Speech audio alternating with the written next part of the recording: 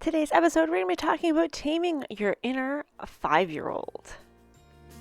You're listening to the Wellness Simplified podcast. Simple wellness tips to help you improve your life without turning it upside down. With your host, award-winning fitness instructor, nutrition coach, and wellness expert, Susie Phoebens. Welcome back to the podcast. Earlier this year, I recorded an episode about who parents you now and how you have to be your own parent once you are an adult and how that is a little bit annoying.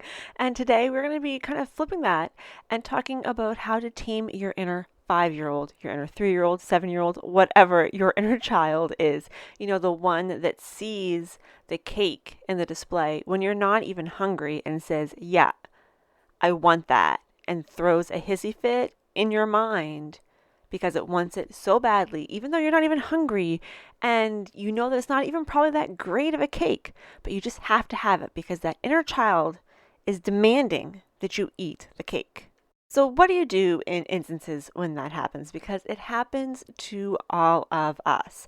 And first of all, I need to give credit for today's topic to my friend Jen, who helped me when I said, please come up with a topic for me to record about today because I have got nothing.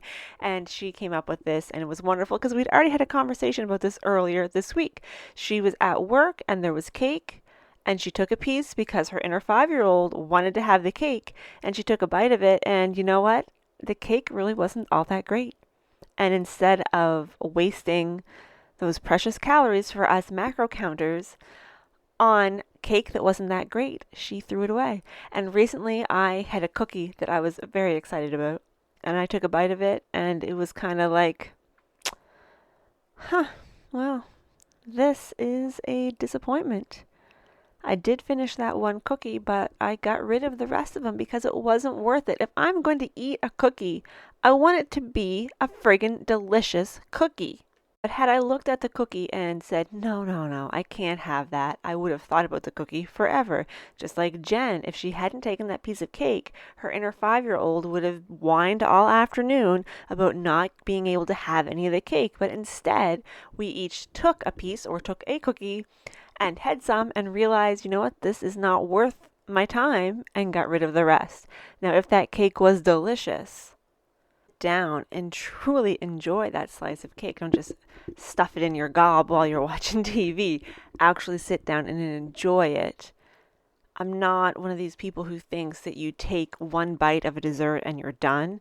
You only take one bite of a dessert and be done if it does not live up to your expectations. If it lives up to your expectations, enjoy that piece, but keep your portion control in check. So in that instance, you're going to have to parent yourself and say, okay, it's not really advisable for me to eat this entire 8-inch cake in one sitting, but I can have a slice. The thing is for sure, though, if you are ever going to take on some sort of diet that does not allow you to eat a certain food or a certain food group for an extended period of time, as soon as that starts, you are immediately going to obsess over that item. So if you are on a diet that does not allow you to eat any sort of potato chip, whether you make it yourself and using one of those fancy little microwave dealies where you just slice up a potato and there's like no oil involved whatsoever, but it's still a potato chip, you're going to obsess over potato chips. If you know that you can't have any sweets, you're going to obsess over them. So back in September, a bunch of my online training folks did a 7-day reset with me where we cut out treats. We cut out all those extra sugars, no chips, pop, all that sort of stuff for a week. And I'll admit that it made me a little bit cranky because I wanted to have a little bit of chocolate. Not that chocolate's really bad for you, and I don't like eat bars and bars and bars of it. But for the sake of the reset, I said, no, I'm not going to have any. But it was only 7 days. It was an extended period of time. You can sort of get through a craving of 7 days if you try. And your inner 5-year-old is going to cry and whine a little bit.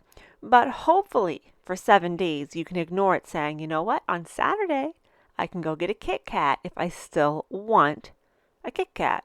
And that is a big thing to remember, that a craving is more often an emotion than it is an actual need. There are cravings that are based on needs, especially they say a lot of times when a pregnant woman is craving specific things like salty foods, it's because they need a bit more salt. And there is a lot of research to back some of that stuff up. I'm not talking about that. I'm talking about you see an ice cream blizzard from Dairy Queen on TV, and then suddenly that's all you can think about for 4 days. I have this rule that if I think about something for an entire week, that weekend I get to have it. I also have the same sort of theory when I'm shopping and I see something and I don't buy it and I keep thinking about it, and 4 days later I'm still thinking about it. I will go back and see if it's still available, and if it is, maybe it was meant for me, and if it isn't, then obviously it was not and I have to move on. But it's always that, I don't want to call it a return period, but a period of time where maybe you're going to get over that initial lust for that item or that food item, that product. Give yourself that, and if you are still dying for it, if that inner 5-year-old is still stamping its feet come Friday night, maybe you get it, the ice cream blizzard.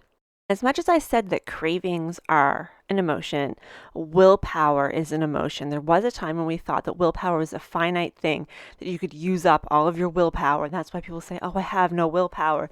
But studies have shown that that is actually not true, that willpower is more of an emotion than it is anything else. Have you ever wondered why when you're run down or you're stressed out, it is a whole lot harder for you to walk past that cabinet of candy or ice cream or chocolate or whatever your vice is than when you are feeling more balanced? It's not because you've run out of willpower. It's because you are experiencing the emotion of I have no willpower. And as soon as you think you have no willpower, guess what? You don't have any, because that is how it works.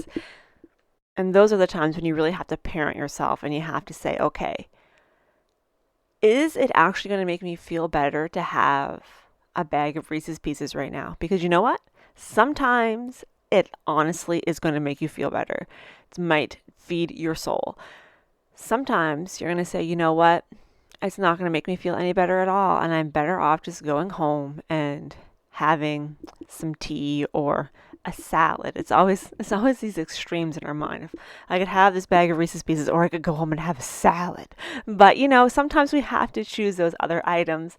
But our inner 5-year-old, we can't just let it run our lives. And there's a lot of people letting their inner 5-year-old run their life. We need to rein it in. We need to figure out some ways that we can keep that 5-year-old in check, that we can recognize our willpower and the fact that not having willpower is an emotion. It's an emotional response.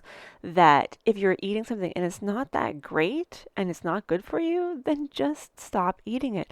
So many people have said, I've eaten so much of this, it doesn't even taste good anymore. When it doesn't taste good anymore, stop eating it. And if it didn't taste good from square one, then stop eating it immediately. As soon as you recognize it does not taste as good, stop eating it.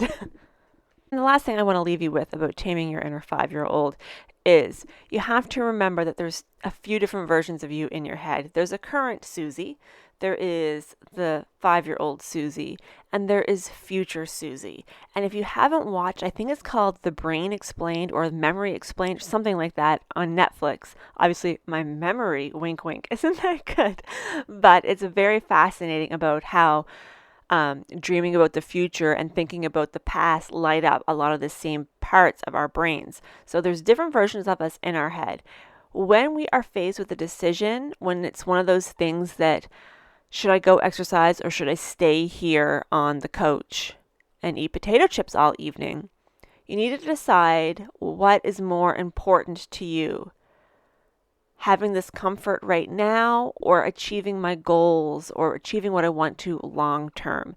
And there are definitely nights when sitting on the couch and eating potato chips is going to be a better option for you than going to work out.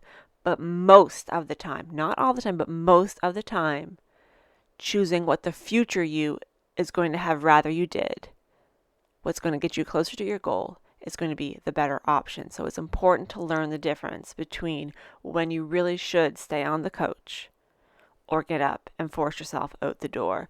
What is it? Is it your inner 5-year-old that's talking, or is it future you? Who are you more interested in pleasing right now? That inner child or future you?